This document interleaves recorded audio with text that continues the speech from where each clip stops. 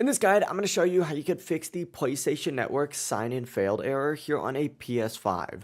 Before we do get into this guide, make sure to like the video and subscribe to the channel with all notifications on. It really does help the channel and lets us know that you want more content like this. We'd greatly appreciate it, and if at any point throughout this guide you did have any questions, just ask them down in the comment section below and we can help you out further. I'm going to be doing my best to reply to every single comment down there. Begin by actually opening up your settings here on your PS5, and what you're going to want to do is go into your network settings.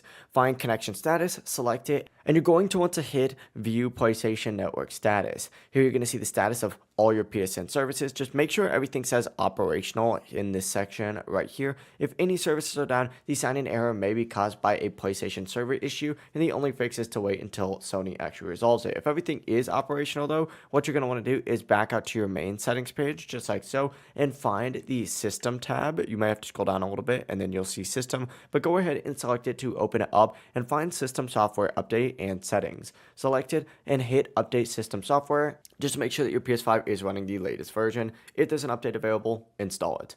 If that doesn't work, go ahead and back out and go back to your main settings page again, but this time go up to users and accounts and go ahead and, hit account, wait for it to load, and once it's on here, select delete users. Find your user on here, select it, and then go ahead and hit yes. Once you do that, go back, and what you're going to want to do is actually add an account. So you may have to go to your profile down here by hitting the PlayStation button on your controller, selecting your profile, and then hitting switch user, and then adding your account. That should fix it for you. Should be able to sign back in. However, if you're still having issues, go back to the main settings page and go back into network settings. Scroll down to settings, set up internet connection, and choose your internet on here and hit the options button on your controller and select advanced settings. From here, go to DNS settings, select it and change it to manual. And then for primary DNS, set it to 1.1.1.1 and secondary DNS to 1.0.0.1. If the problem still happens, set it to 8.8.8.8 for primary and 8.8.4.4,